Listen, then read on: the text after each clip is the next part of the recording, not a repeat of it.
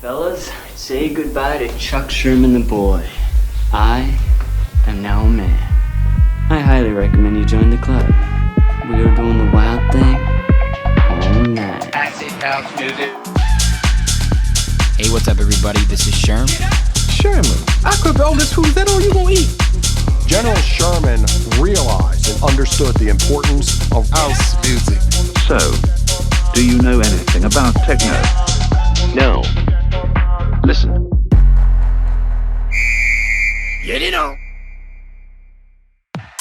Yo, what's good, everyone, and welcome back to another brand new episode of Sherm in the Booth.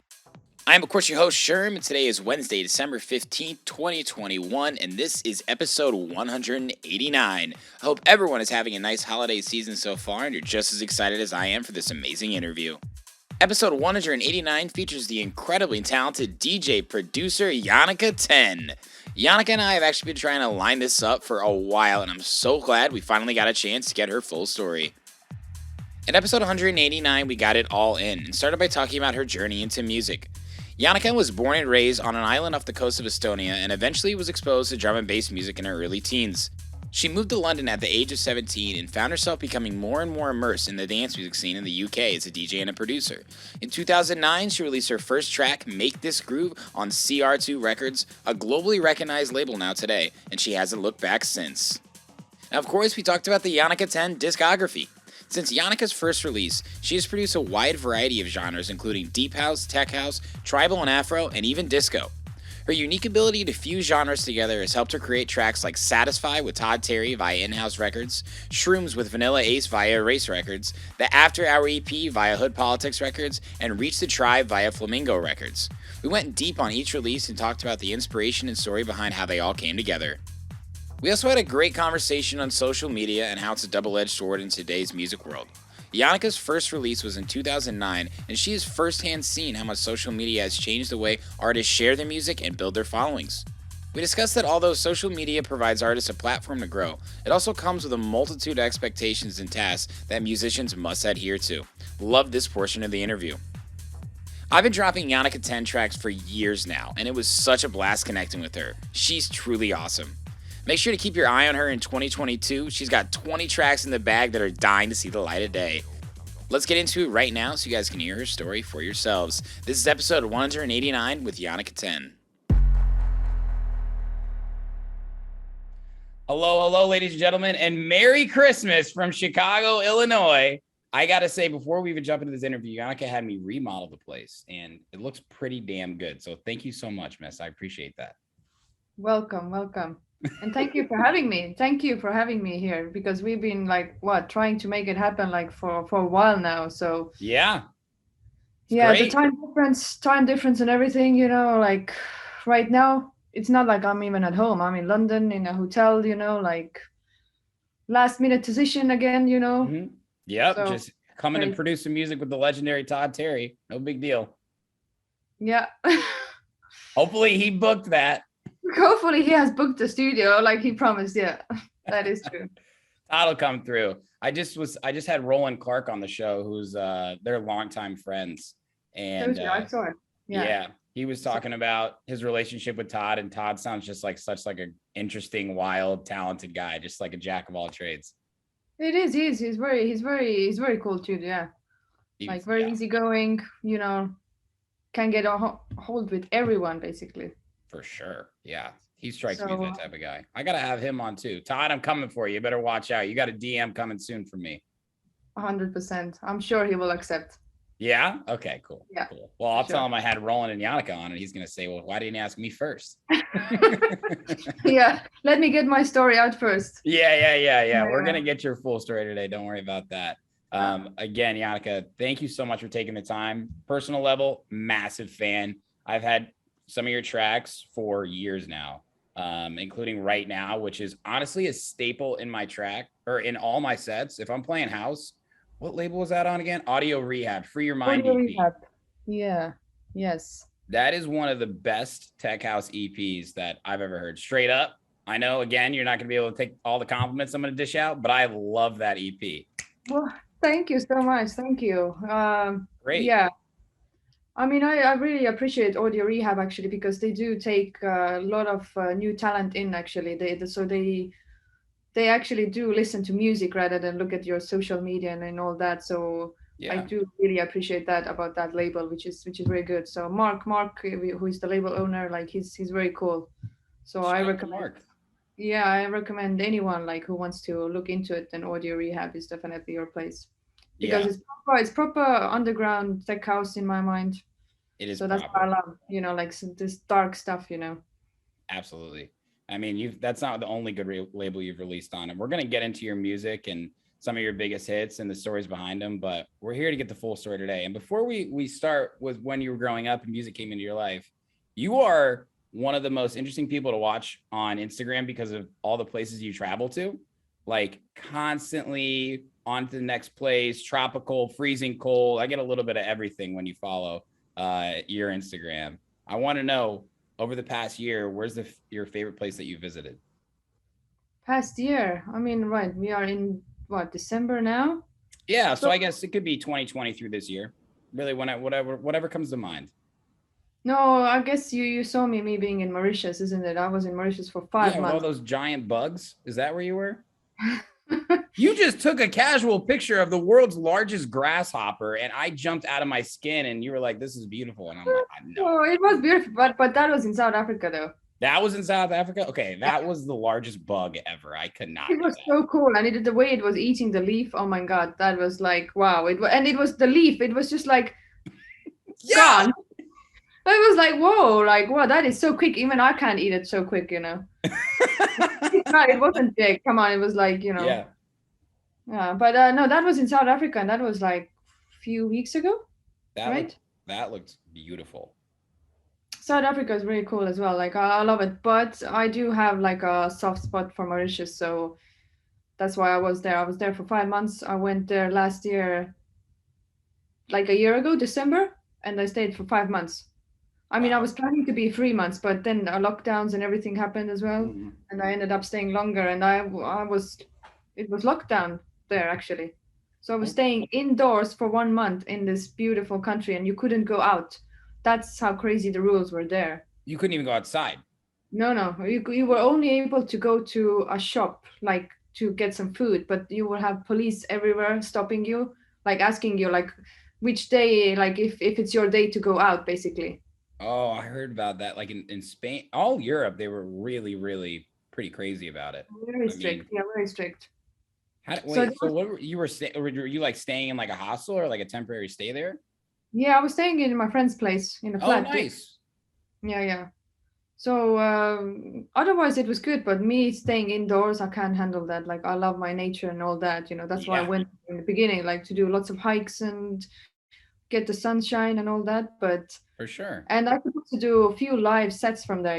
These mountains and everything. Like everything was set up, and then bang, like lockdown today now. Like it was like no warning or anything. It's like it happened so fast, very fast. Dang, that's crazy.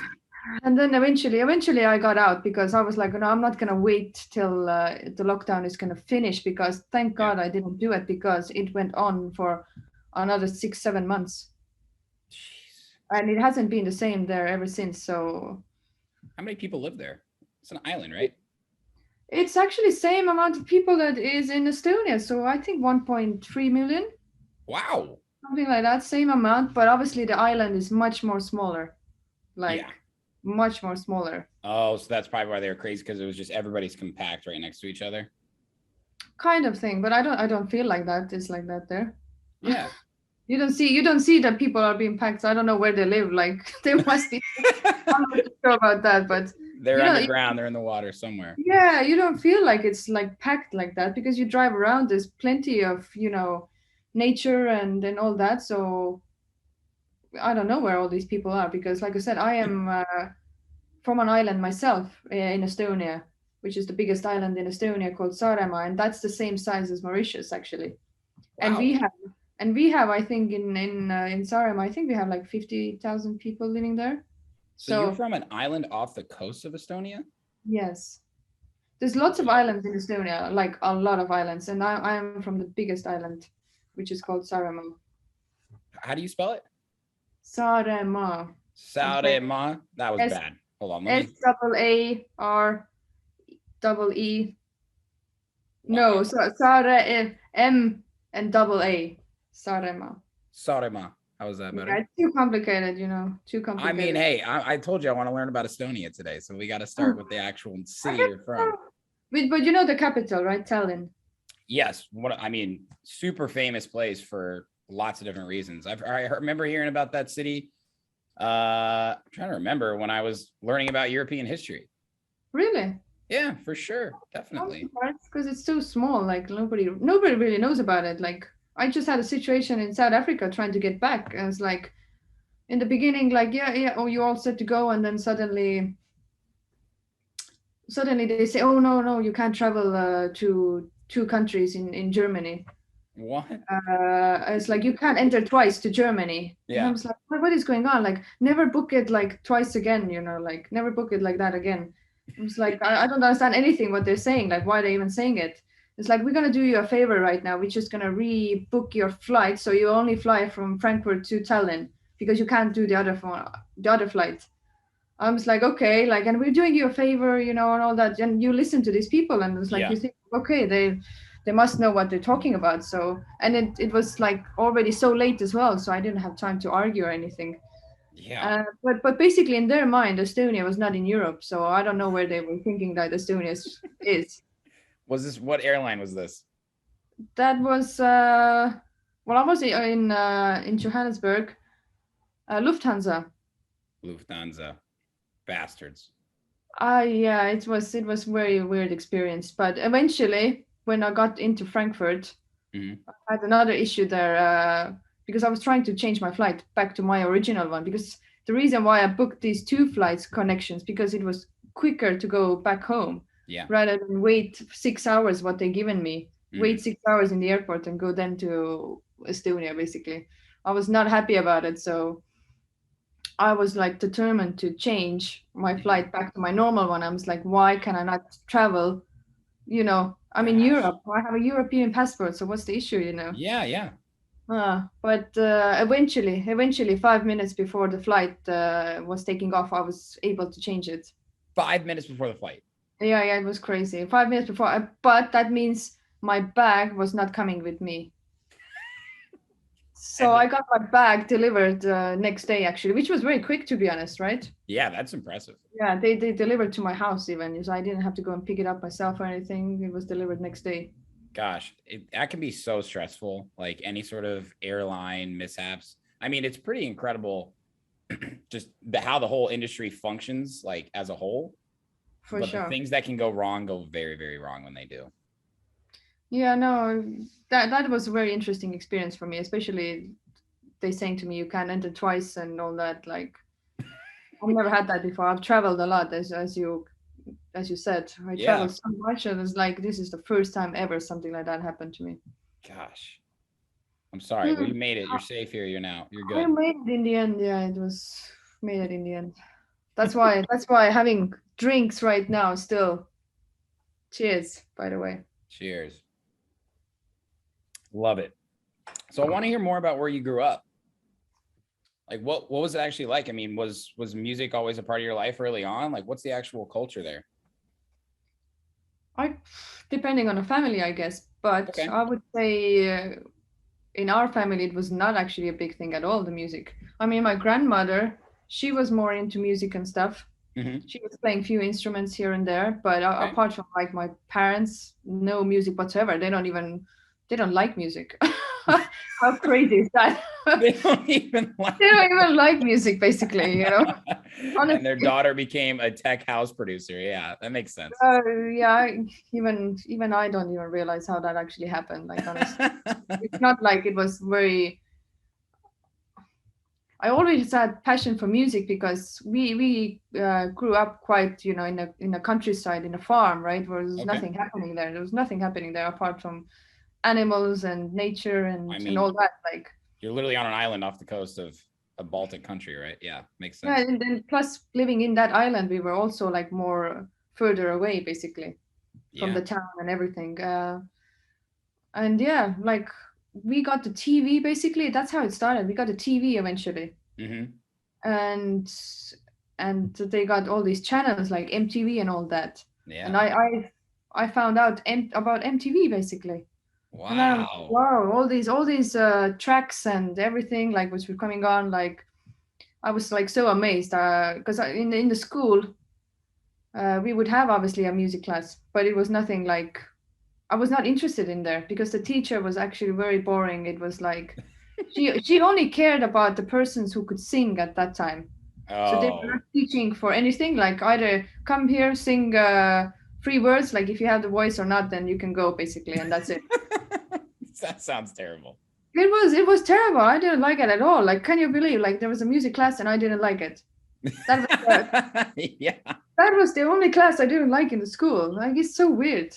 And now this is literally your passion, your career. I mean, yeah, it was not my plan to become a DJ or a producer. I guess it's just like happened. It happened. Like, I don't know. It's so weirdly. Like when I moved to London, Mhm. that's when actually it changed. When did you move to London then? How old were you? Came first to London when I was 17. Oh, geez. So quite long time ago, I guess. Yeah. Is that common? Like, I mean, London's obviously a massive city, but It's not very common. It's yeah. not very common. I came to visit some of my friends, some of my drum and bass friends, because I used to be not into house music or didn't know anything about it because no one really listened back then in Estonia. So I had all the people into drum and bass basically. Wow. I love In the drum and bass. beginning. Drum and bass is coming back. Yeah, I mean, I do love drum and bass. So in the beginning, I was not into it as well. I hated that music. Honestly, I hated it. I was like about 14 and I was like, what are you guys listening to? This is ridiculous, like how can you listen it every day? Like it was on every day from the morning till the evening. And eventually they said to me like, don't worry, you will get it. It will be like a drug, like you won't get, you can't get off of it. So once you're going to start liking it and then that's it, you're hooked basically. That's the truth. It is, and it was actually like I think it took me a month listening it every day because they had it in the background all the time, like Yeah. or parties are happening all the time, and eventually it did. It was like a drug, basically. You couldn't, you had to have it more. It's true. Yeah. You kind of have to, it kind of has to be force fed to you a little bit. You know what I mean? Like I know a lot of people here in the US, house music is really big right now. It's been growing, obviously, but people say, oh, I don't like house music. I'd be like, well, have you been to a live show? Have you ever like really experienced the true environment, or has someone just shown you a song on their AirPod or like on their phone? It's like, well, yeah, I've actually never been to a show. It's like, well, I'm going to make you go and you're going to come and you're going to stay the whole time and you're going to heed my advice. And then they're like, oh yeah, this is so awesome. You're right. It is. I miss it. I haven't been to a drum and bass party in ages, actually, to be honest. I do want to go, but like in Estonia, I guess it's not happening. I need to come back to London, isn't it? Yeah. No, I can go next weekend. I'm here next weekend. Damn it. I need to hook up with my boys, Yeah. Hit the underground club, baby. Definitely. Okay. I'm actually thinking that maybe I should do a track with some of the old legends actually from the drum and bass. You should. Like, I don't know, like, I mean, like, I don't want to make like a drum and bass track, but what I mean, like, maybe they can input a little bit something towards like my house style. I mean, drum and bass has so many incredible layers of percussion that you could definitely fuse together with a 4 on the floor style track. That would be awesome. Maybe get like an MC to like put a few vocals in. Get some of those garage guys up there where you're at right now. That would be awesome. Yeah, no, this is something in my mind. Yeah, I need to look into it. Okay, well, we've inspired you today. I'm happy about that. Yeah. Excellent. We're already off to a great start here. 100%. Okay, so 17, you moved to London. Obviously, you're exposed to a whole new type of culture as a whole, and also within the actual music realm. Do you remember like when you first started seeing DJs? Like, were you like, I think I want to be a DJ, or was it just something you were doing for fun? Yeah, it happened in Estonia when I was 14, actually. So I was hanging out with these friends of mine who actually was organizing parties all the time and having DJs over from England actually as well. Yeah. And I was just looking all the time, and then I was in one party, and then one of my friends said to me like, "Oh, why don't you come and try to DJ just for fun? Just do it for fun. See what you think of it and all that." Yeah. And I went on, and apparently. I don't remember that part myself so much, to be honest, because like I said, I was so young. But they were all commenting like, "Look, all your transactions between the songs, they're working, and that was drum and bass. We were making drum and bass that time. They're working and going. I was like, you should be a DJ, Yeah. I didn't take it like anything like, oh yeah, I'm gonna be a DJ now. But because everyone were doing these drum and bass events, like I was just in there all the time, isn't it? And then just eventually it just kind of hooked me like, okay, let me just try this, and just for fun. I was just doing really for fun. I wasn't like taking it seriously at that time at all. But eventually like, oh, come and play here now, and come and play in that place. It was a small things, but that's how it kind of started. It started really with drum and bass with me, which is so weird to think about. Yeah, but I mean, it's a part of your journey. And you know what, Janika, you're not the first person to have mentioned they started in drum and bass and found their way into house and techno. I know a lot of people who also love like heavy rock and roll and also found their way into house and techno. And I don't know what the reason is. I don't think we'll ever know, but it's obviously just like putting yourself in a situation where you're exposed to a new type of music, which really, I think, opens up your mind entirely to what you can produce, what you might enjoy. You know what I mean? Yeah, no, I don't know what it is for other people, but I kind of know why I left the drum and bass scene myself. Not sure why I left, but because when I came to London, I was introduced to obviously new bunch of people, all this new house music and everything. And like at that time, like I had a friend working on a label, and he was obviously giving me lots of music with house and stuff. And I was like, whoa, some of the stuff is really cool. Yeah. And actually that's how it started, like one of the tracks with Todd Terry actually. I listened first, and I think it was with Tara McDonald, the singer. Yeah. And then I was like, wow, sounds really cool. Like I love all that. It was more like a funky house kind of vibe, I would say, like nothing tech house that time at all, right? Yeah. I don't think tech house was that much present that time. No. It came on. I mean, it was more commercialized, and I just had a bigger name behind it probably in the early 2000s, not 2000s, but like 2010s and 2011, sort of as like the dance music boom was really happening on a global scale. But yeah, so that's how I kind of like, look, I love this sound so much. And like, I don't know, I had so many tracks, obviously, like I just kept receiving so many of these promos and everything. And I'm just trying to think how I actually got into like production, because it's all sounded so interesting to me, how all of these people are making it, basically, because I was honestly hearing it so many. Yeah. And then I think there was some guys in the studio on that label, which was CR2 label. Yeah. That was your first release, I think, in 2009, Make This Groove. Yeah. Well, let's check out Janika Tenn's first release right now. This one's called Make This Groove off CR2 Records.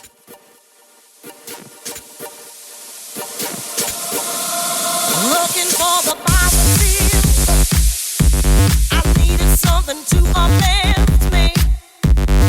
Yeah, I wanna worry you. I cry tonight, I'm calling you.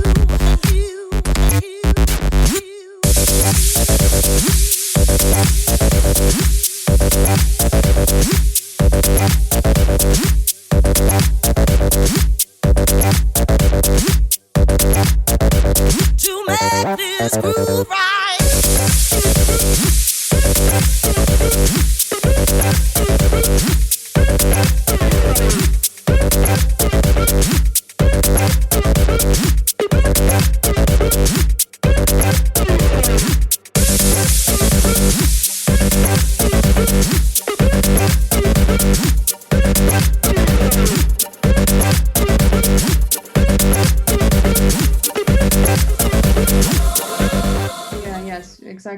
remember that one? I remember that one. We were in the studio at CR2 Studios actually as well. Pretty damn cool. CR2 is one of the most well-known record labels in the world. It is now, isn't it? Yeah, seriously, it's pretty badass.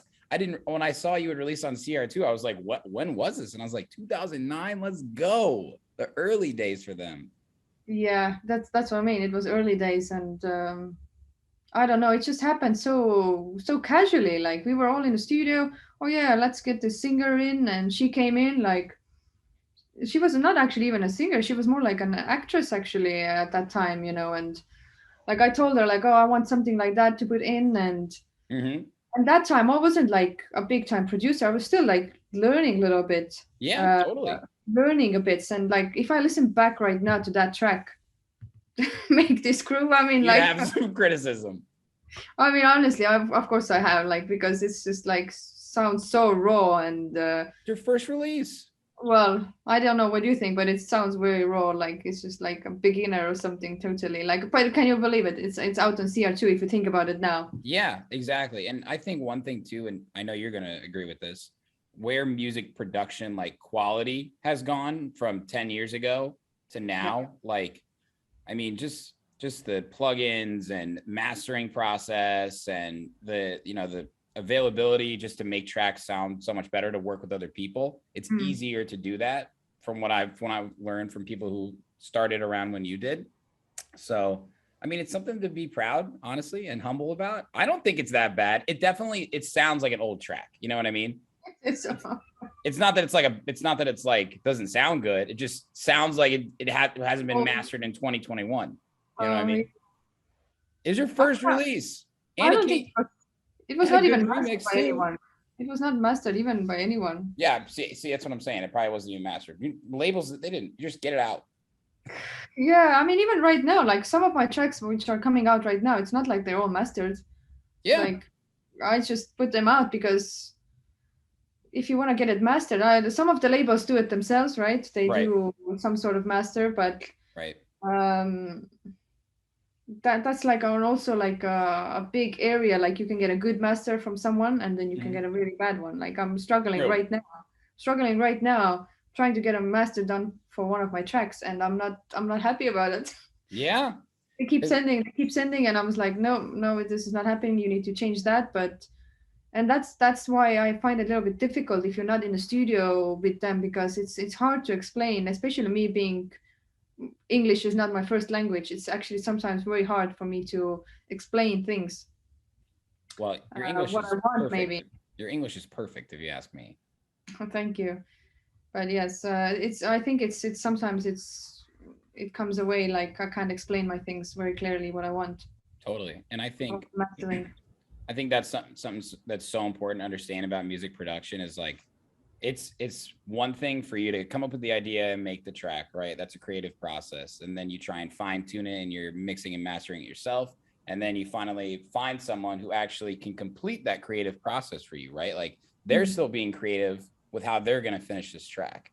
So it's like, you got to find someone that knows you, like even on a personal and artistic level. You can't just send it to someone and expect it to be good. And I think a lot of people make that mistake. They have bad masters because they think this is what I have to do. When sometimes tracks sound better when they don't get mastered, and then they do by someone who doesn't, like really even care about the song. So I've had that before. Yeah, totally. I can agree. I've had that before. Like some of my own masters sounds better than what they send back to me. Yeah. Exactly. I know. And then you're like, wow, glad I just paid $100 for this. Fantastic. Oh yeah, but it's not all the time. So yeah, I guess you need to find your person who you can trust actually. So it is finding the right person. Absolutely. For your masters. Unless you are so good that you're going to do everything, which is also possible. It's possible. There's not a lot of them out there though. Yeah. I'm not there yet. So maybe I can be. I don't know, one day. I'm trying to learn more because I feel like this is actually even bigger part of the track actually sometimes. Yeah, absolutely. And especially with your style of music too, like you don't need 1 million tracks in an actual composition for it to be great. A lot of times with minimal specifically, right? Like people might send a total of 10 stems and it can be just that much and it'll still be perfect. So that's why it's so important to have that really unique creativity levels and not have to worry so much about it sounding perfect when it can always sound perfect, you know, to somebody else, but to you, just get it out. That's how I feel. Totally. No, I agree. So 2009, you release Make This Groove. We love it. Okay. Right. Say, Yeah. come on. You love it. It's a hit. Say, CR2, baby. make this groove. Let's make this groove. No, yeah, it's Yeah, there we go. So you had a little bit of a production hiatus, though. I noticed it looked like from 2012 till 2016. Were you working on your sound, or what was going on at that time, if you don't mind me asking? yeah. Like I said, I guess music hasn't been like in my top priority all the time. I've always had a day job and Oh yeah, me too. What do you do? personal life and all that, and I guess that has taken over many times Mm-hmm. rather than the music. So yeah, that's the issue. Like I get focused on one thing. Like I feel like I can do one thing more. Like if I have a day job, I focus so much on that. Like I put so much energy on that. Like Yeah. because it's been quite demanding and everything. And then Yeah. by the time it's evening, you'll be back home. Like, oh yeah, I start producing now. Very often I would not feel to do anything. To be honest, I'll be just so tired, knackered.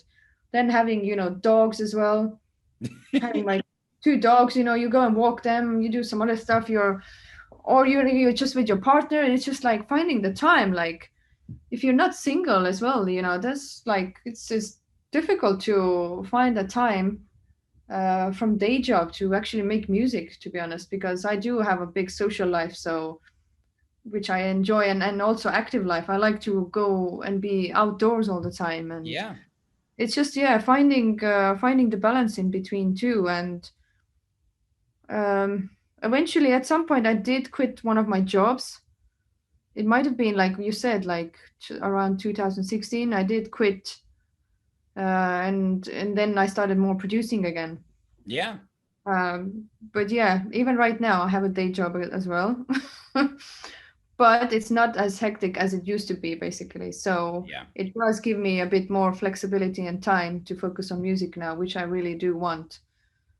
Because I have so much to give out, I have so much to give out, which I want to do, and I need to put effort in, basically. Yeah, totally. I mean, it obviously you didn't fall out of love with music or making music during that time. You just weren't releasing music. Yeah, no, I wasn't. No, it's my tracks are still there probably from that time. Like I've looked at my track collection right now, and I'm just like, oh my god, this track is so old. Like, why is it still in my computer? Why I haven't put it out? Like the sound is actually going old already. Like you either gonna have to remake it or Yeah.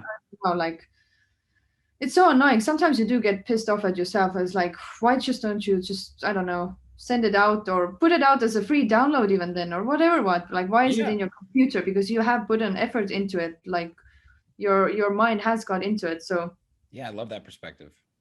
it should actually be out there, because you do play it to your friends and they're like, oh yeah, this is so cool. Like, where can I get it? Where can I listen to it? Like, yeah, it's just private in my computer, But it's not the way to go forward, I guess. So yeah, That's good if you advice. have tips on that, please do give me.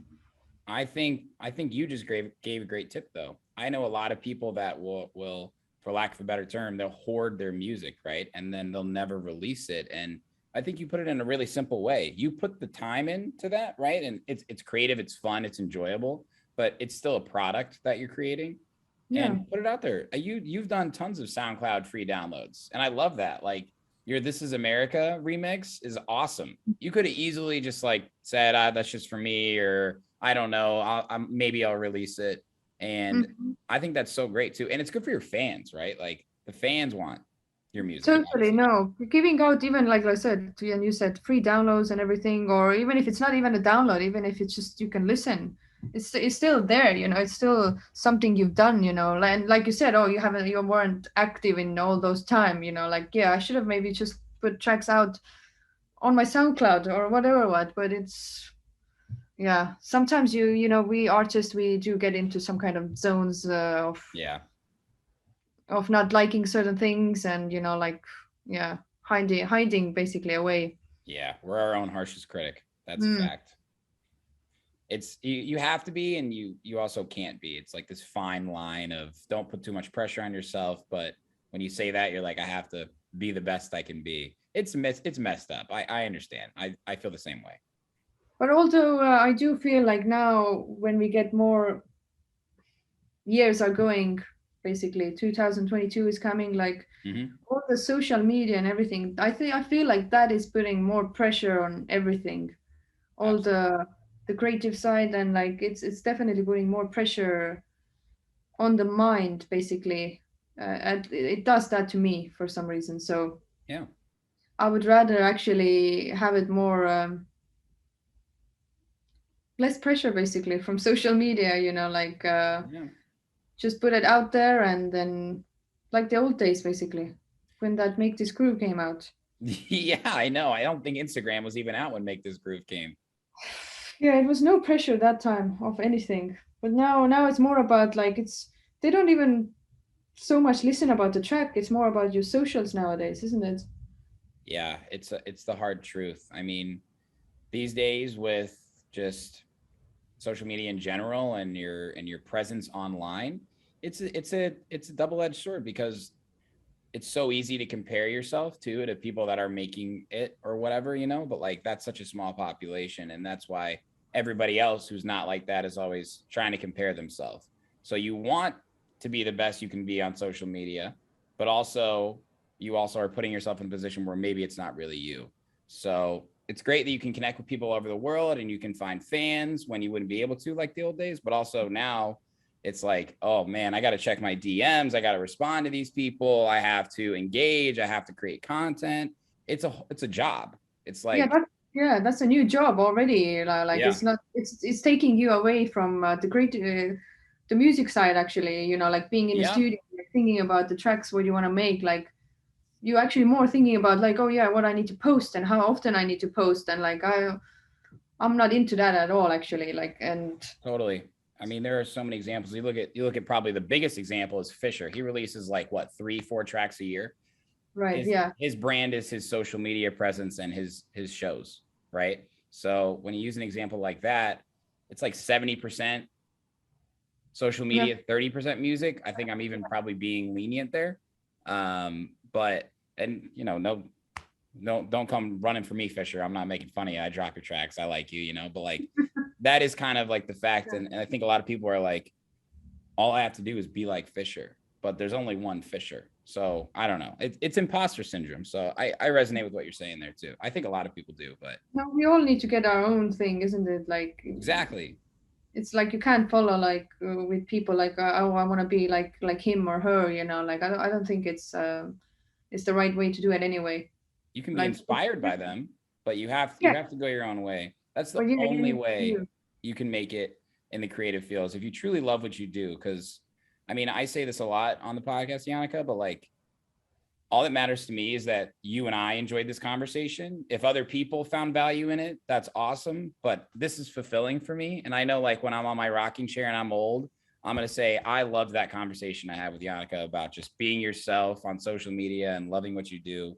Because a lot of times you're your only fan. You'll have people that are your fans, but you're the one that's got to pick yourself up and push forward. So if you love what you do, then it's not so much harder to do that than if you're trying to be someone you're not. I agree totally. Yeah, so it's easy though. But I want to get back to the music. So Go Diva 2016, this was your first release back, and it was obviously like a next level sound for you. All right, let's check this one out together. This one's called Do Nothing by Janika Tenn off Go Diva Records. Do nothing, bitch. I'm not a do nothing bitch. Do nothing, bitch. I'm not a do nothing bitch. I'm not a do nothing bitch. I'm not a. I'm not a. I'm not a. I'm not a. I'm not a. Do nothing bitch. I'm not a. I'm not a. Do nothing bitch. And higher quality, just the actual overall track, right? Was this a direction you were trying to go in? Because you had some others that you were following up with in this deep tech range. You Would Buy That, great track. And also you opened up your sound to disco Do You Love, and even some tribal with your track Oh God, Noctambulous. I know, I do my research, but like what I'm trying to say is you were really like trying a lot of different things. It is true. I was actually trying so many different things because with me it's like I'm not so focused on one thing, like, oh, I only like tech house and I just want to make tech house. I don't know, I have this issue of liking everything, and I do want to try myself as well, like so many different things, like uh yeah, I guess, yeah, making that disco track and all that, I liked it though, like it was cool. They were all like in their own regard like really, really cool tracks, but it was like I was like, what was Janika like? I'm gonna try this, I'm gonna try this, I'm gonna try this. Obviously you're having fun.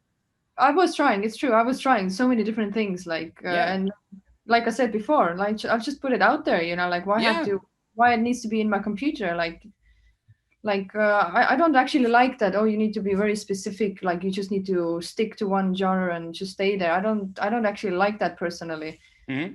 Because I do, even when I actually DJ, I actually play a variety of sounds. It's not just all the time tech house. I might start like very mellow, you know, and that's my sets normally are. Like if I do a longer one, not just 1 hour, I mean like a longer one, I start very chill, like, you know, something with deep house, electronic, something, and it just builds up, you know, to tech house. And I might actually in the end play even some pop tracks, or, you know, you name it, you know, like it was crazy like that, you know, as long as it's like people are dancing, that's what I want to see, you know, like I want to see people having good time. Yeah, and also when you try new types of production too, that inspires you as a DJ, and also vice versa, right? Like when you do genre hop, one of the most famous genre hoppers who everyone probably thinks is a techno DJ is Solomon, right? That guy might play a blues track like out of nowhere, he might play a rap track, and they might go into techno. And I think DJs like that inspire producers. At least they inspire me as a producer, because I'm like, I don't have to be a one box producer. In fact, maybe I'll find inspiration by trying some tribal that will help me find a new route in the deep minimal range, whatever it is, right? Yeah. No, so yeah, that sound, if I'm thinking back of these tracks you mentioned, on the Go Diva one, that label. Yeah, you know, I don't know if you remember that vocal was in it. I do. If I heard it, I remember it. So actually that track started with that vocal. I had that, I heard that speech on YouTube basically. Yes. And I was like, that was so me at that time, basically, you know, like I was probably struggling with some, you know, personal stuff in my life. And then I heard that and I was like, I need to put it in my track, you know, like, and that's how it basically happened. But still, it was still like obviously when it was released, I think I made it like a year before that, before it was released, at least a year before. So no, that was like getting back into music, I would say, for me. Like it started slowly back then again. It's a really, really good track. Like I like it a lot. And one thing the listeners will have already heard right now is the track itself. I like to, when we start talking about it, go into the actual track so they can hear it. So I think they're going to understand what you're saying too. Oh yeah. So they know, they get it. It is a different sound. It's totally a different sound, a little bit what I'm probably doing now, I guess, again. Yeah, but seriously, Janika, I mean, that's part of your story. It's part of your journey as an artist and as a producer. And not everyone's on the same path. And it led you to obviously become more inspired and start collaborating with people like Todd Terry, right? I mean, I feel like you really did burst back onto the scene, because Todd Terry, who we were speaking about earlier, as someone who's come up on the podcast so many times, New York house legend, Inhouse Records, one of the most reputable labels of all time. And you had a collab with him called Satisfy. And this is a great track. I know you guys are going to love this one too. This one's called Satisfy by Janika Tenn and Todd Terry via Inhouse Records.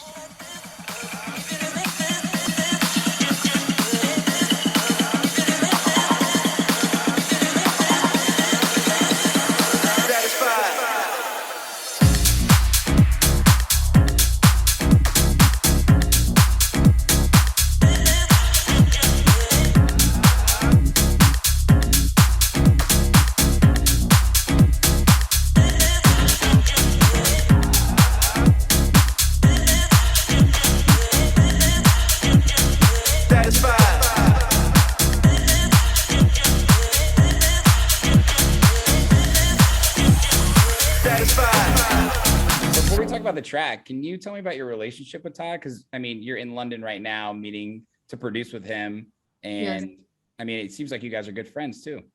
We're great friends. Yeah, like I said, he's very easy to get on with, and but we met at ADE actually in Amsterdam. Okay. So I have to say, like, if you do want to follow up with people and you want to get in there, it's definitely a place you need to be. It's like ADE, you know, all these music conferences. Like, it's Yeah. definitely being connected to people, socializing and all that. It's very important if you want to get somewhere basically. And obviously not expect that everybody's going to come to you. You need to do the work basically. So I think the way we Absolutely. started actually was out that I sent him a bunch of my tracks actually, like about 10 of my tracks. And he's like, yeah, I love all of them, I want to sign all of them. and, and I was like, actually, sorry, no, I didn't mean like to sign them. I was like, yeah, like what you think of the sound, and because some of them are already like released and all that. So Yeah. and then it's like, yeah, no, they're really great. And it's like, but then there was this one track, the Satisfied track, um, which obviously it wasn't like completely like that in the beginning. Right. I was like, yeah, let's work on that track together, basically. Mm-hmm. And I was like, yeah, cool. Like if you want to really put your spin to it as well, like you can. And he did. And Wow. that happened very fast, actually. Yeah, I was like amazed because it happened like 2 weeks later after we met in Amsterdam. What? Very quick. Yeah, That's very quick. that's world record turnaround right there. I mean, I'm surprised too. Yeah. And Jeez. All right, we Todd. became friends ever since, basically. So whenever I'm in London, he's here, we'll meet up or discuss more music stuff, Yeah.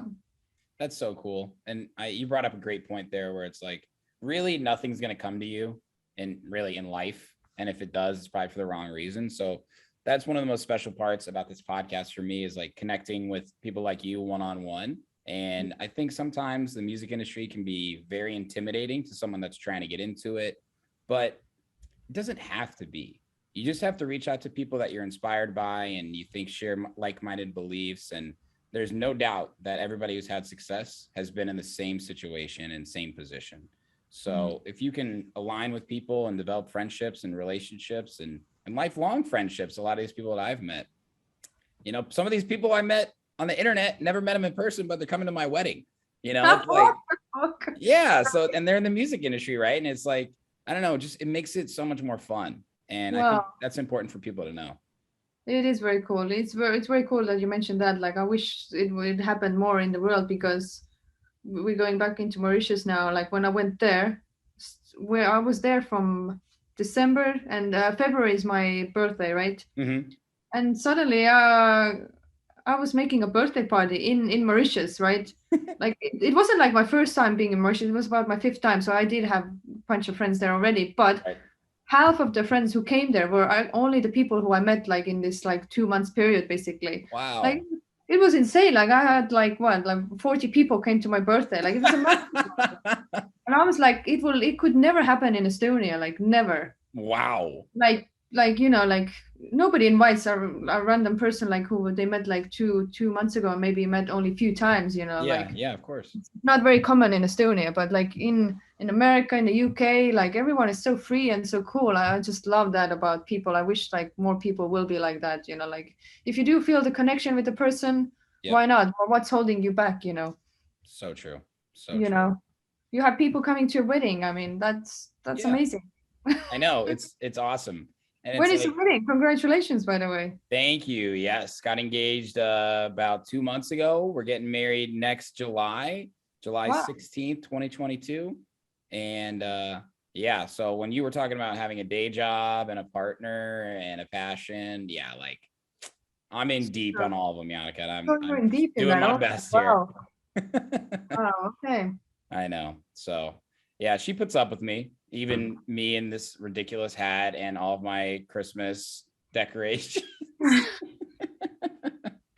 Yeah, but I appreciate that. Thank you. Yeah, but it's like it's so fun for me. And I think not to like stay on the topic of like a wedding, but when I was thinking about who do I invite, like I have friends that probably I've known for a longer time. But what was important to me and Maya was people that are in our lives now. And my life now is music. 10 Yeah. years ago, it was, but it wasn't. So it's like I share stronger connections with people that I've met and known for a shorter period of time. And that's something that I've only experienced in music, you know? I can agree. Yeah, it's like same way for me. Like you do get away from your older friends because like either they're not into music so much, or they're all settled down with families and kids, and like And we're still out DJing at 3 a.m. yeah, you see them less and less, and then obviously the relationships are like fading away a little bit. Yeah, it's not like you're not gonna be friends anymore, but just like you're not so hooked on each other anymore, and you do have these new friends, like suddenly you're talking all the time and like having fun and everything, and then right. That's what happens, I guess. Yeah, that's life, baby. I know, that's how I feel. But yeah, totally agree with you. The music industry it's wild, but when you're in it together, I feel like I'm on the same team as everyone. And for a while I was like how do you break through?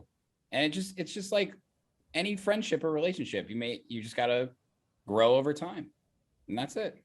Yeah, no, it's true. Very true. Okay, so Inhouse, shout out Todd Terry, absolute legend. You're the man. Satisfied, great track. This next one, got to give a shout out to my man Vanilla Ace, your track Shrooms on Erase Records. You guys are going to love this track. It's so awesome. This one's called Shrooms by Janika Tenn and Vanilla Ace via Erase Records.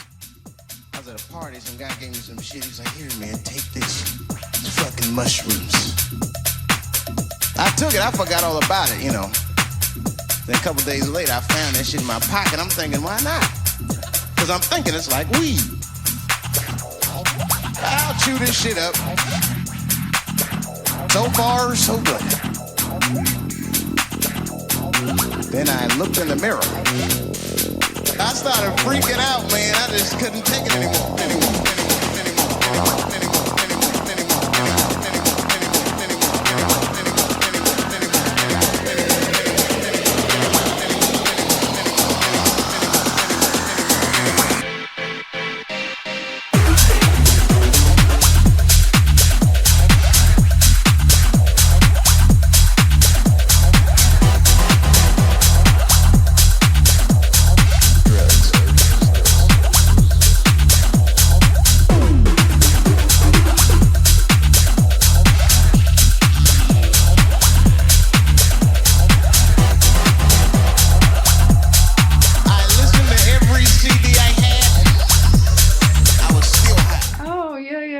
First off, love Vanilla Ace. I did an interview with him. I work at Hood Politics as an A&R, and we interviewed him when he had a release earlier this year. Such a cool guy. Like, he told me a story about him DJing Idris Elba's wedding, and I'm like, what, dude? Like, that's one of the most famous actors in the world. He's like, yeah, mate, me, he called me up and I went over there and I DJ'd his wedding. It was fucking crazy. I won't even lie to you. I'm like, God damn, it's just great producer, good guy. His record label, Wildcard Records, which you've had a release on too. I just want to show him some mad love. He's such a great guy. No, he does so much, and he DJs a lot, right? He DJs so many places all the time. So 100%, like, out all the time. Did you meet him in London? Did you make this track together in person? No, not in the studio together. Like, I was in Estonia that time, I'm sure. He was here, yeah. But we met when he was not actually even called Vanilla Ace. He was just like Sam, Yeah. Sam Young here. And then he was just playing all the clubs here, and we met then. Like, he was slowly producing then, I guess. That time. But yeah, suddenly, like, bang, Vanilla Ace and these tracks here. I mean, like, they were very good. I love them. The early days of Vanilla Ace was amazing. Yeah, he's one of the most consistent producers too. I feel like he's always putting out tracks. Does a great job running his label. And it's just like, I didn't know you had a collaboration with him. And when I stumbled upon this, I'm like, oh, a track called Shrooms, Janika and Vanilla Ace. Okay, let's go. And it's a clip. It's an audio clip from a Dave Chappelle stand-up. Oh, you see, you notice it. Yes, I want, because I love Dave so much. Like, I watch so much comedy all the time. I watch so much comedy all the time. And then, like, when I heard that line, and like, I was like, I just need to put something in something. Like, And I It came up was with so that. funny. I was laughing like while I was listening to it, like I was literally watching stand-up comedy. And I was like, I'm gonna drop this track and see if people start laughing. Oh God! Well, I don't know if I've noticed that people start laughing. It's funny. It's so funny. I haven't noticed that, but maybe they don't listen because everyone is so high all the time anyway. So they don't Probably. listen. They don't listen to the vocals. It's like, yeah, there's a drop. Let me get in. Did you start that track then and send it to him? Yeah. It's a pretty dope track. This is what I actually do the most time. My tracks are basically 100% done normally, and people add their touch to it. Yeah. What makes you want to collaborate with someone then if you have a track that you feel is 100% done? Just want to work with them, or? Yeah, or either they have the name to get our track more out there, Sure. which is true, because like when you're starting out and you don't have a name, yeah, that's how you have to roll. Like you basically do have to do most of the work, Yeah, you got to prove yourself. That's how it is nowadays, Yeah, I mean, there's really no other way to put it. They don't need you, you need them when it comes to growing, right? Yeah, so like right now, obviously, when you go bigger, that's when people are gonna start to write to you, like, oh, like I want to produce this track for you, like, yeah. And I feel like I'm in already same position like they are now. Like, okay, I mean, I don't really need to produce with you. Like, what's the reason? Like, why do I need to produce with you? Like, either I need to be inspired by you, yeah, which I don't even know you because you're starting out. So what is it there? So what you have to do is basically you have to send them a track which they're like, oh, either they're gonna love it or not, right? And it's like, yeah, I can do with that. Basically, in me, that's how I think right now, because I have guys sending me stuff all the time, and I'm like, I have to say no most of the time because, like, well, I'm not interested in that. Like, yeah, I know it's true, and there's sort of an etiquette to it that I think is sort of been lost. I think because of social media, it's not like a personal thing. It's like business transactional, the way some people try and go about it, right?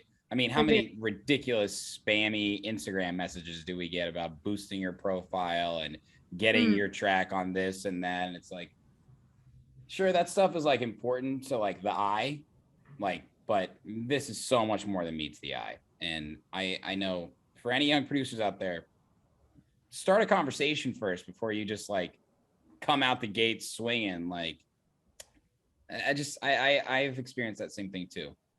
Yeah, no, so yeah, that's what I am at, because you do need to like a song. So otherwise, why are you gonna produce it basically together? Yeah, like, for sure. Like, I don't want to put out. I'm not saying that my tracks are so great, but like you do need to feel something about the track. Like there needs to be something there. Oh yeah, for sure. But no, like I said, I keep saying to some of my, they are my friends who keep sending me tracks. Let's do something together. It's like, no, maybe not this time, but keep sending, basically, just like the labels are. Keep sending, it's good, but keep sending.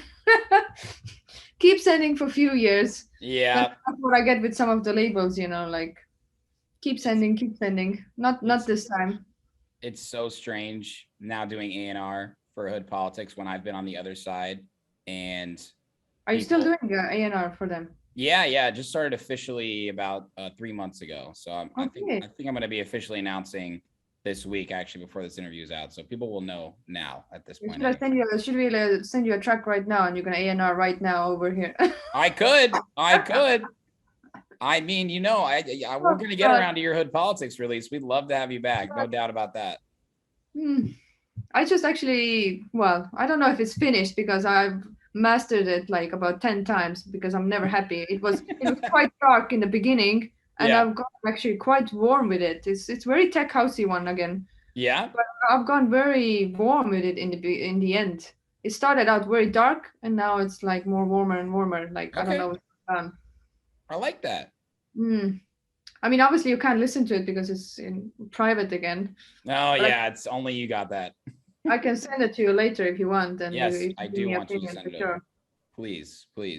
It's such a humbling experience too, because Hood Politics, obviously not the world's biggest label, but like it's so much energy. Yeah, it's a whole thing. It's not just like, hey, we're a label that you release your music on. It's like you release on Hood Politics, you've got 10 people that are for sure cheering and sharing, like, we love it, and the fan base is so dedicated. And your After Hour EP, dude, has done really, really well. Like selling, I think it's your #1 most selling track on Beatport, After Hour the track. All right, let's check out this banger together. This one's called After Hour from the After Hour EP by Janika Tenn via Hood Politics Records.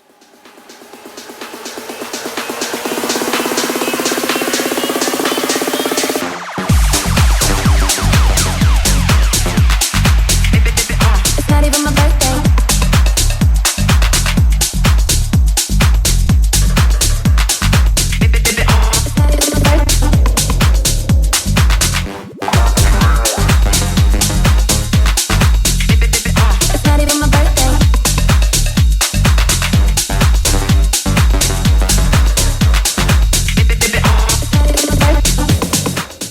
Probably, yeah, because I am happy with that one as well, personally. Really good. Yeah. I mean, tell me the story behind that one. Did you talk to DJ Susan? Did he want you to send him something, or how did you even do it?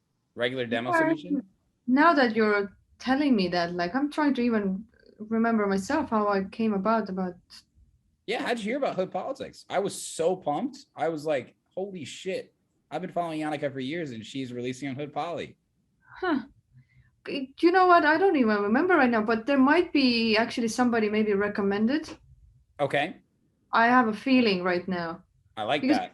I do reach out to a lot of labels sometimes as well myself, but I'm sure somebody mentioned and recommended. Like another producer or another label? Yeah, another producer recommended. I'm sure it was like that. Unless I saw free downloads, Mm-hmm. going through free downloads, like, okay, this is banging, like, let me just send my tracks there as well. It might have been that as well, which I don't remember, honestly. Actually, it's like I have a very bad memory, just to let you know. Yeah, it's all the booze, Yeah, that's okay. All the booze and sleeping pills, basically. That's what I'm no angel over here. Your music is your memento, right? That's how you remember what you were doing at that time. No, actually, yeah, if I think about it, it might have been like actually me listening to some of their tracks. Yeah, the discography is very, very wide ranging, deep, party tech, really all the variations in between there. And the After Hour EP, like After Hour the track, a little more heavy. And I'm trying to remember what was the name of the other track on the EP? Yeah, exactly. I can't remember either. We suck. I don't remember my own tracks. But what's the story about the After Hour? Because it was actually made like a few years ago before it got released. Wow, a few years ago? Because it was meant to be released on a brand new label, which my friends wanted to start with, and that was before Corona, right? And I think the Corona hit, and then like everything was basically set up. Like, yeah, we're gonna release this, we're gonna do that, all the thing, like which radios it's gonna go, like here in the UK, and then bang, the Corona came, and then suddenly like, yeah, no, we're not able to do anything anymore. Like we need to focus on other things. And then like that time, obviously, we were holding the track for so long already. I was like so pissed off. I was honestly so pissed off that happened, because we were holding it for so long. Yeah. But they did everything almost. Like I think they made social medias and all the stuff, not about the track, but like starting a new label. And oh my gosh, it was all out there, and then suddenly, it's not happening. Well, I was gonna be the first person basically releasing there. So they're not. It's dissolved. Like they're not. Yeah, it didn't happen. So it's not there. Well, shit. We got lucky then to have that EP. No, well, I'm happy that it got signed to Hood. I think it's totally that sound. I think it was for sure. It was meant for that, to be honest. Yeah, absolutely. That's how we're gonna get you out to the US. Okay, well, I'm doing Chicago Hood Politics events. We're gonna get you out here, and we're gonna get you to be the biggest star. I got you. Please do. I love America. I would love to come and visit. And I don't make empty promises, Janika. Not guys that wear hats don't make empty promises. Okay, like really? This. Really? I follow through. I'm not gonna give you a timeline, but I will tell you that I'm gonna make it happen. Okay, I'll take a note. Well, Chicago has a really diverse, like, just demographic of people, like all the different neighborhoods. We have so many Eastern European, Baltic, like British. There's a massive like Polish population here, and people love, like, if a certain artist comes out here, like Armin van Buuren, I just opened for him recently at this venue, and a lot of times when I play shows, it's a younger crowd, like 20s to 30s. There was like 40 and 50-year-old people that, like, obviously were Eastern European, like going crazy, and I was like, wow. Absolutely, it's ageless to people that are from Europe in my eyes. Like, a lot of times Americans, they're like, I don't party anymore. I don't even care if I don't like the music. I'm not going to go. And those people will go. They don't have to drink or party or take drugs. They just love the music. And like, that's so inspiring for me, because I feel like I always try and cater towards a group that is here to party and that isn't here for the music. Oh yeah, I guess I do the kind of same thing. It's like, it is what it is. I don't really even know how else to describe it, but it's always so much fun when you finally get a crowd that's like, play whatever you want to play. That doesn't happen that often. No, I definitely want to come out there. Like, I was just thinking about it a few weeks ago, like, I want to go to America, like maybe I should just like in Mauritius, I was in Mauritius 5 months. Maybe I should just do that with America, just go and stay there, because I am now with my new day job, I'm basically able to travel all the time. I just need a computer and just work. So I don't actually have to be in the office anymore. All right. Which is quite a big thing. And it only started like in September. Okay, good for you. So, congrats on that. Yeah, so that's why I'm able to be here as well, because it's Sunday right now when we're talking. Yeah. Tomorrow is a working day, so I'm gonna have to work tomorrow. But at least I can work from here. So which is very positive. Like I'm actually very grateful for that. Good. That's awesome. Very cool.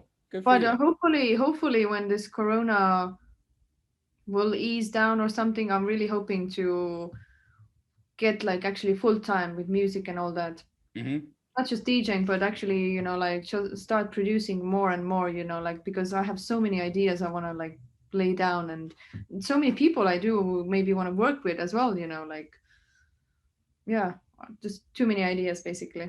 Yeah, you got a lot on your plate right now, but don't worry. We'll get you out here. I'm confident in that. Thank you. We'll get a crowd where you get to play what you want to play. Deal? How do you know what I want to play though? I don't know what you want to play. I'm gonna say you do whatever you want to do, girl. Let these people dance. That's all I ask. I do. I don't know if you listen to some of my stuff, but I actually personally love like I do like the underground tech house, but with the touch of tribal and all that sort of stuff. Yes. Well, Afro house is really, really big here. Just in general. So absolutely love that. So that will be great. That's totally me. Okay, perfect. I have a few tracks which are not out as well, which are tribally kind of style, and I still haven't figured it out, like who I should send them again. Send them to me and I'll make some recommendations for you. Oh, I can do that. That's how we can get you some shows out here. I'll put you in touch with some of these US labels that throw parties. That's a great, I think that's one of the cool things about labels in general is people will come to the party just for the label. It doesn't even, like, a lot of times, like Repopulate Mars, I'm sure you've heard of, obviously. Yeah. A lot of times they don't even announce their lineups, but they sell out just because people know it's a Repopulate Mars party. Yeah. Similar thing with Hood Politics, right? Like, we don't have to say much about the lineup because the label is the energy. It is the brand. It's not the people, it's the label. And the label will always be bigger than the artist themselves. So I love when labels have this dedicated fan base of people that love what they release and they know they're going to come just to have a good time and get that music. So it's always a special thing. I think a lot of labels in the US do a good job of that. And I can agree with that actually, because I notice in Estonia as well, like it's not very often, it's almost not about the artists who are coming to play. It's all about the branding and all that. Like, you have the name as a brand to bring people in, like you don't even need to line up basically, because half of the time people don't come for the lineup at all. People just want the experience. Which is strange, right? Because like you would be thinking like back in the day, like you would be going to see the artist basically, like I want to see that artist, that's why I'm going there. But now I feel like it's more about the brand, what shows are putting on. Absolutely. And of course the DJs and the artists will add to it, like who is on the lineup. It does matter a little bit, but yeah, Yeah. I feel like it's the other way around a lot. Yeah, it's true. It's definitely like situational and how well that goes. But when it does, like secret lineups, people are really enticed by the unknown, right? And once they're there, they're not going to leave. So that's why, like, there's this. Have you heard of Space Yacht before? I think so. Yeah. Yeah. They were originally like kind of just like a party company, just to call them that. You know, they threw secret parties in Los Angeles. They've grown into a label now, but they would do secret lineups. They literally would put question marks and they would start selling out because people know if they go, they're going to have a great time. So they'd put up and coming artists on there that may not even have 1,000 followers, but are really, really talented producers. And that's how they could get a chance to start playing in front of crowds. And then when you get that real in-person experience with the actual crowd, those people become the fans and they're like, wow, I wouldn't have come if I saw a name I didn't know. It's true. Yeah. Right. So I think that's a cool thing about just like giving younger artists an opportunity, because it's when you're a producer and not like these open format DJs, right? Like I did that for a while where you're playing the hits and you're playing to people that aren't there for the DJ. And you're like, how do I get a gig where I play my music? That can sometimes take way longer than you want it to. That is hard. That is hard, especially nowadays. Nowadays, where we have so many DJs, like everyone is a DJ now, right? Everyone's a DJ.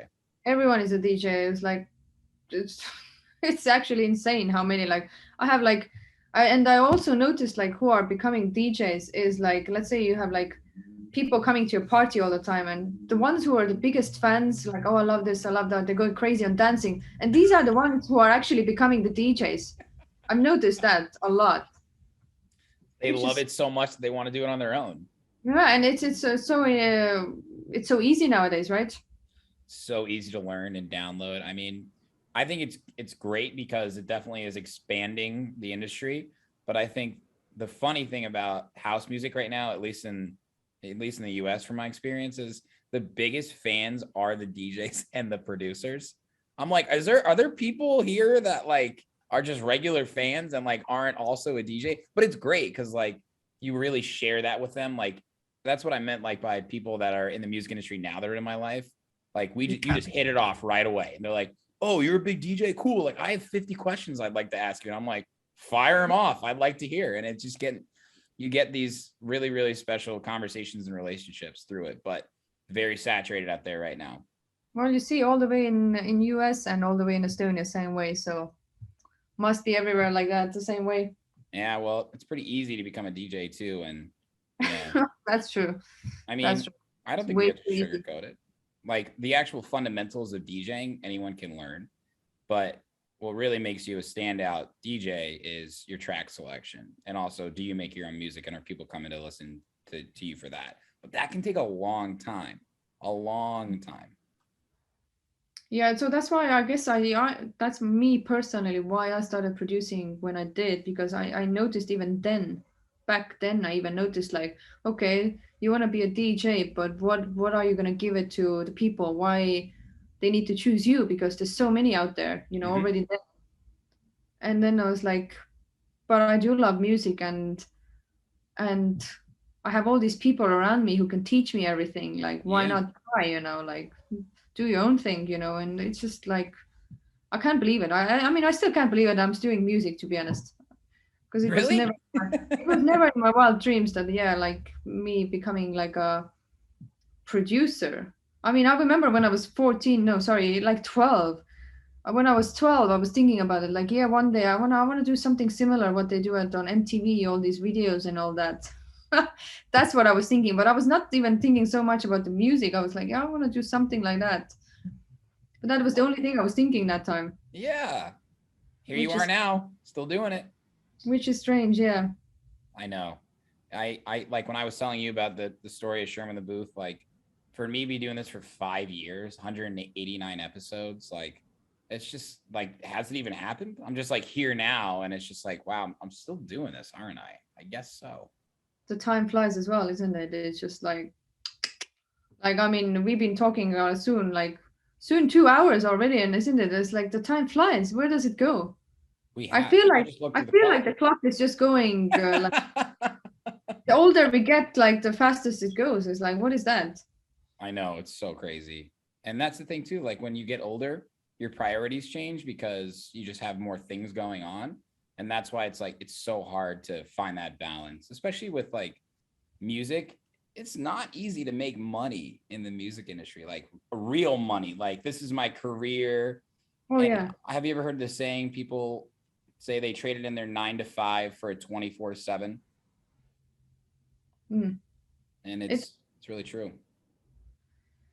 That's what I'm saying. I'm struggling as well. So you either like, sometimes I feel like if you do want to make it in music and everything, you do need to focus everything on that. Like you can't really have even a side job. You can have it to a certain time, but eventually you're gonna have to make this decision. Like, Yep. are you gonna take the risk? Are you gonna take the risk and fully go on music because you know that it might not work out, you know, like you might not get paid, you know, and especially with the COVID times, you know, like Yeah. it's even harder. Yeah, and if you want to make it as a DJ, a world touring DJ, that's a very cumbersome job. Travel by yourself all over, late nights, still being asked to be creative when you can, being away from Lonely. friends and family. It's right? lonely actually. Yeah, you know, it's lonely.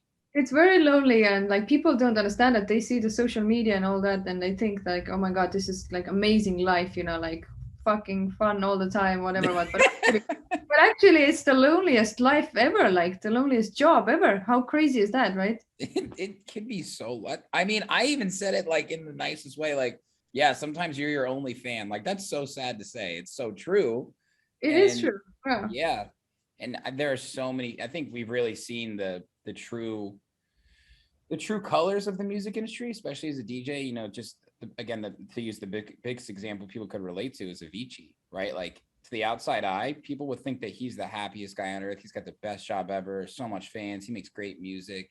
He's truly unhappy, so much so that he committed suicide. And that's a frightening thing. And that's why it's like, I don't know. I just always try and find the little joys in everything in life, especially in music. Like, you know, there are days where I'm like, oh, I gotta do the questions for the interview. I gotta record the audio. And I'm like, remember you love what you're doing. And it's like, it sucks to have to remind yourself when like what you're doing it for in the first place is to have fun.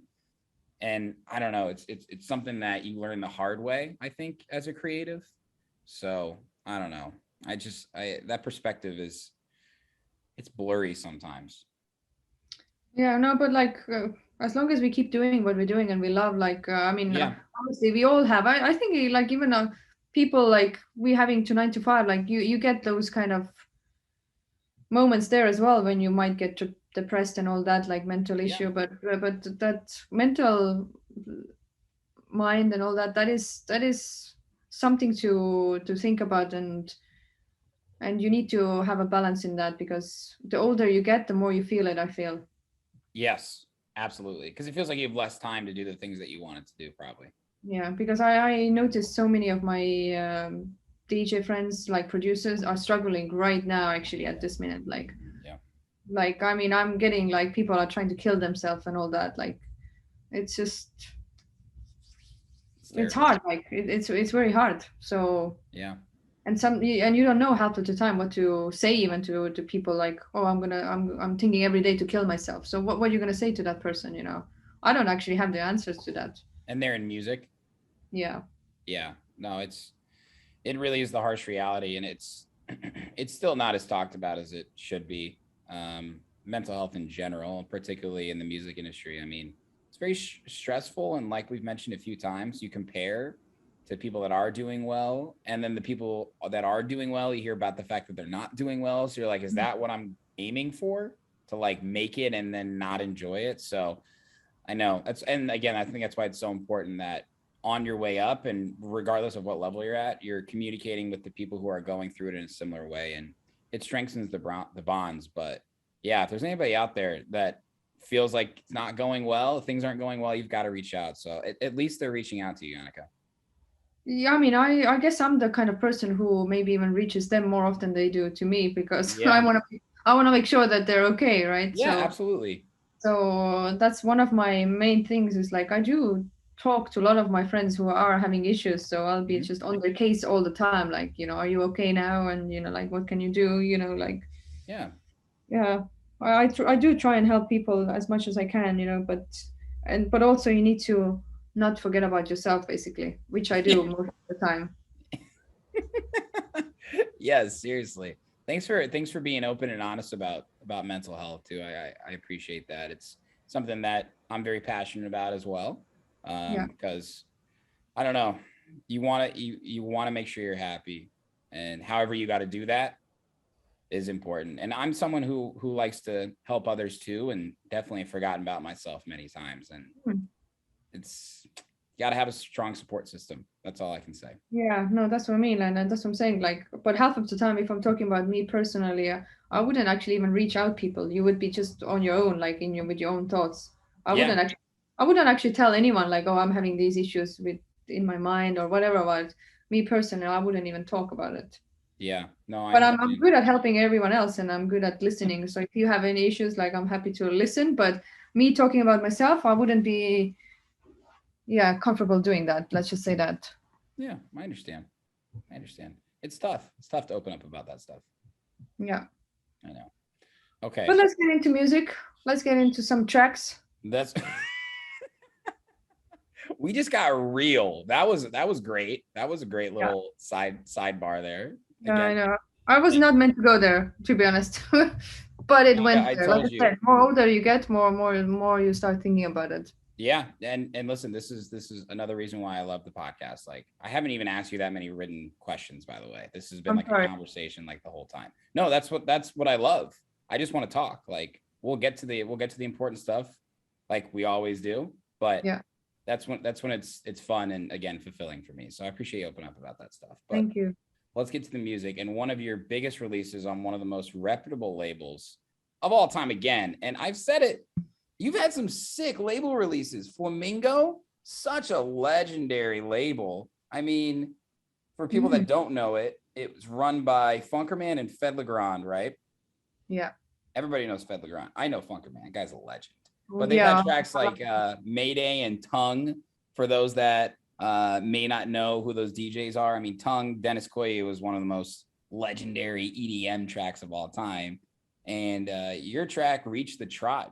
Let's check out one of Janika's biggest label releases. This one's called Reach the Tribe by Janika Tenn via Flamingo Records.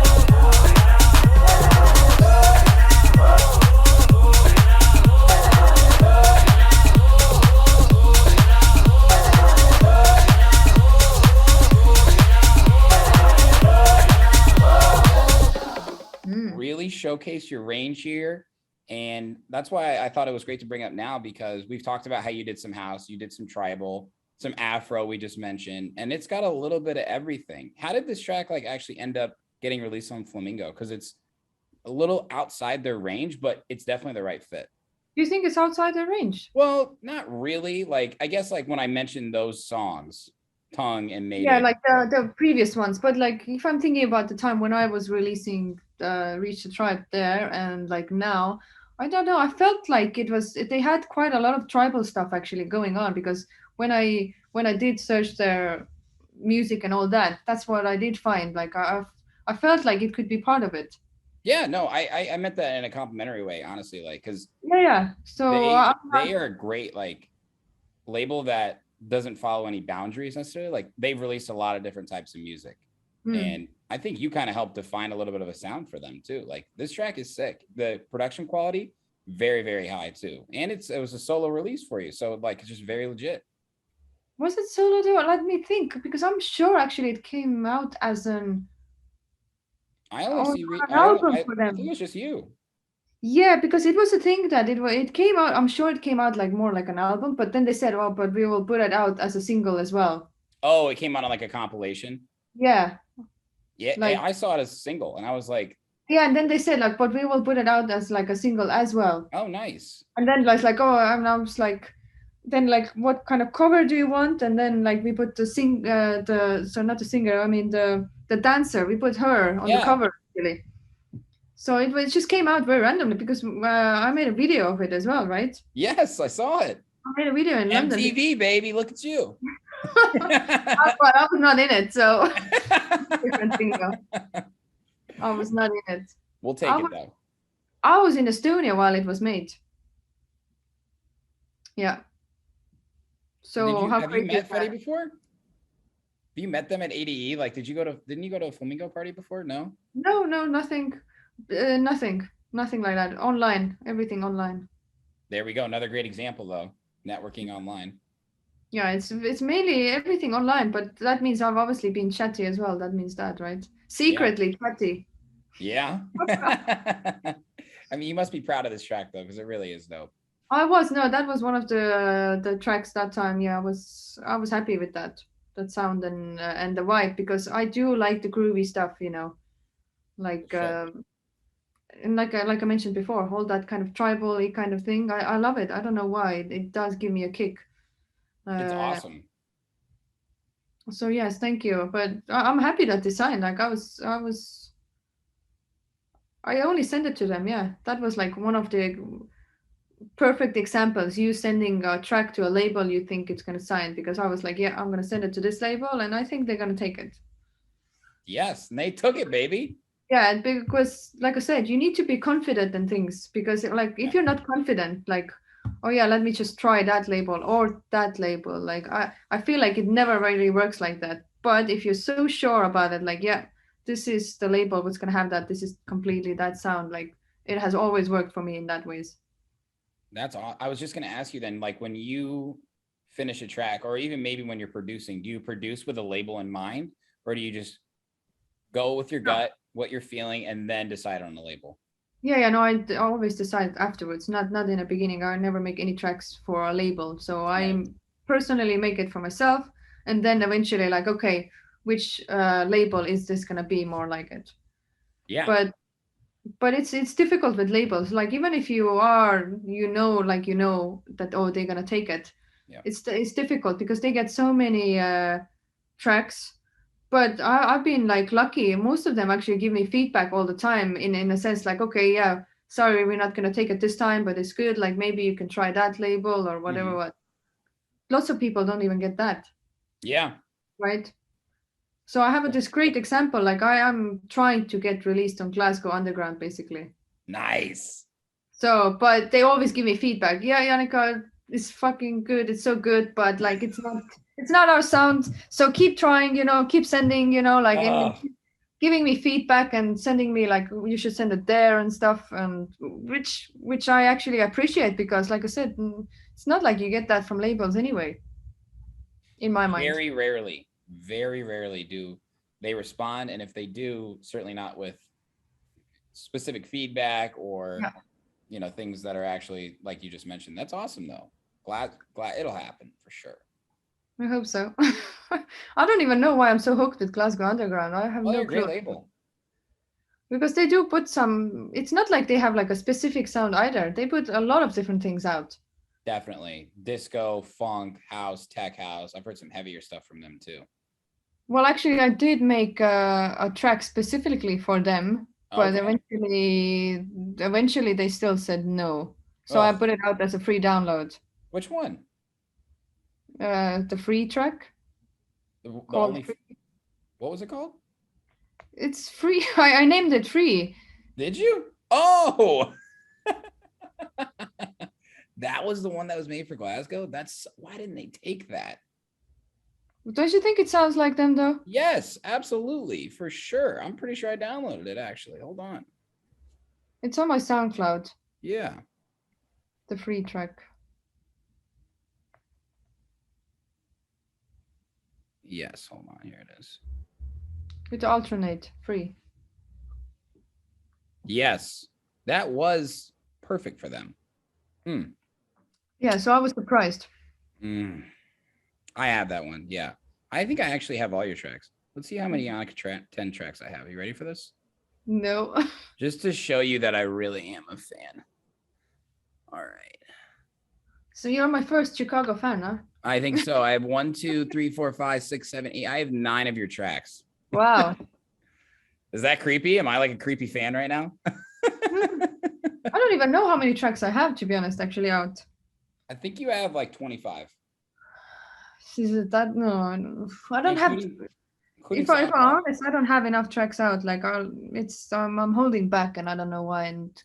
And I've said to a few people, like, I want to make 20. Like next year, basically, I want to make it more as my music year. When you DJ, are you playing unreleased music a lot? My own stuff. Yeah. I hardly play any of my own stuff. Really? I am so critical about my own stuff that I don't never play my own stuff.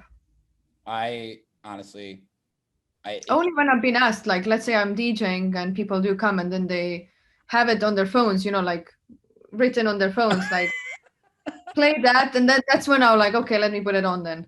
Yeah. But actually, my most requested song when I DJ out is the remix of the This Is America. Really? That is the most requested one.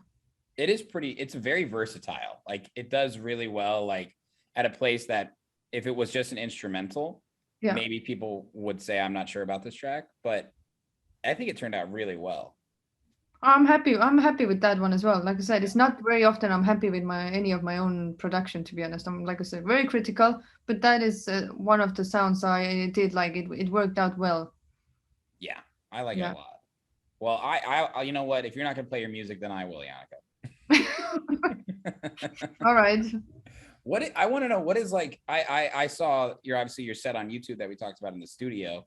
You've had some huge shows over there. You've played at Fabric, Ministry of Sound. You've played at Space Ibiza and Blue Marlin. I mean, yeah, that was all like in 1 year when I released on CR2. Really? So like in 2010, 2011? Yeah, that was all basically then. Holy shit. Was that like a lot all at once? Because you just like kind of got into it.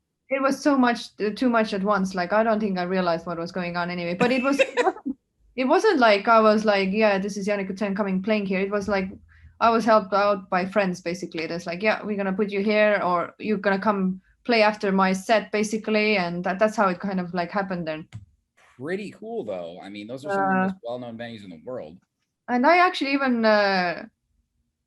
none of my tracks, because that was my first track came out, but I even modeled for one of the Space albums as well, you know, like nice in Ibiza. So like that year, like that time was so crazy for me. Like there was so much happening, and but like I said, and unfortunately suddenly my personal life took over, and like I went like AWOL for quite some time, which is a big minus, I guess, because it was booming at that time, you know. I was just doing so much at that time, and then I went away for some time.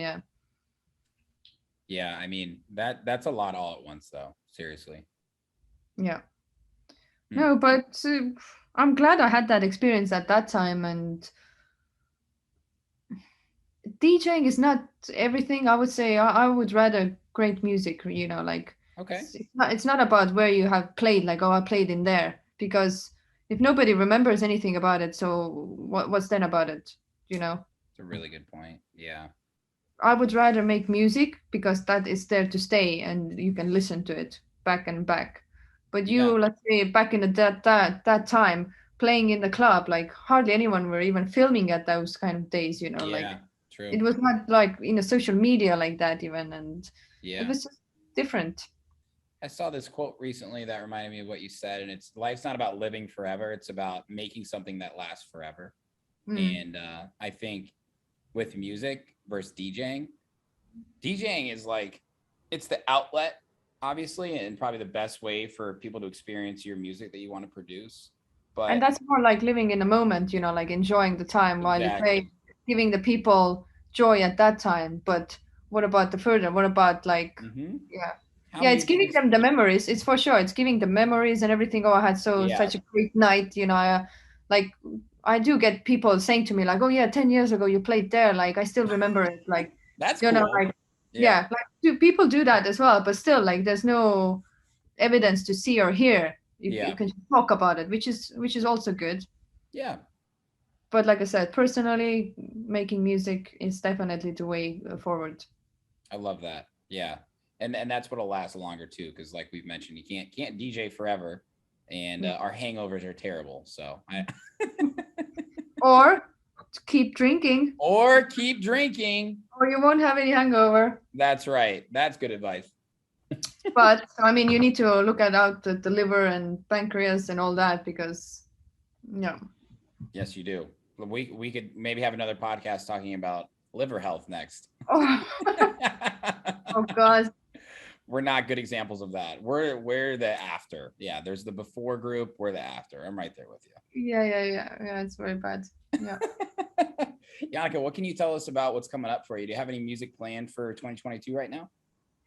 Definitely. I want to have, like I said, I have so much music. I have about 20 tracks, right? Ready to go. That's amazing. Basically, yeah. But they're all so different as you, everything is like something from here, something from there. Yeah. And I'm actually even thinking about like, okay, why do I need to go through the labels and all that? Like, I'm thinking to start even maybe my own label, like just for my own stuff, not about like getting any other artist on the label, but releasing a track myself on my own label once a month. I'm actually even thinking about something like that. Because why do I need to wait for a label for 6 months or whatever? What like you said, you know, I hate that. So this is something what I'm thinking about, and which is in the books, I think, which I want to do. Yeah. But otherwise, there's plenty of tracks to come out, and I do want to get them out because otherwise, it's just getting old. Yeah, for sure. Get them out. Send them to me. I'll play them. I'll play a Janika Tenn cover set here in Chicago for you. I was gonna say, like the tracks I'm gonna send, you can play an hour set, isn't it? Just of my tracks, and they're gonna be they're gonna be so different. It's like, this is not made of one person. Like there's no way. There's no way. Send it to me. I got some big shows coming up. I need some music that nobody else has. I love that. I like dropping music that people are like trying to Shazam it, or they're like asking me what it is, and I'm like, can't have it. Can't have it.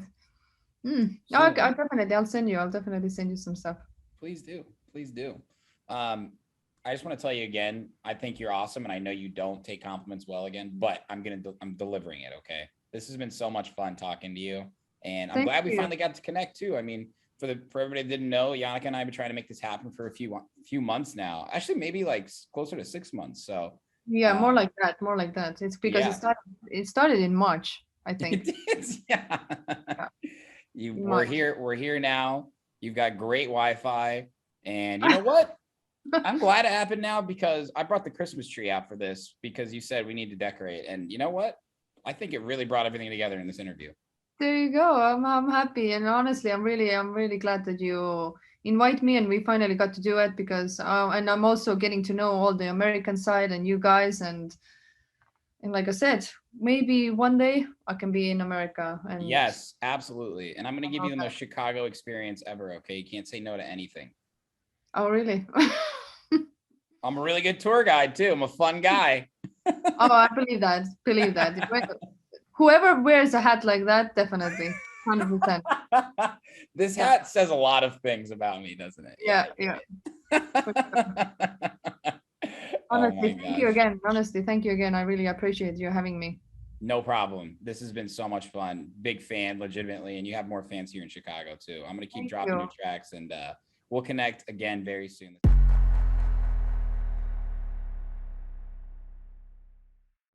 Hey, what's up? And thanks for watching that video. You looking for more content now?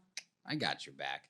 Go to my YouTube channel right now, hit that subscribe button, and make sure you turn on all notifications so you never miss any upcoming exclusive artist interviews, Sherman the Booth clips, new music, live sets, and more. This is your one-stop shop for everything electronic music. Cheers.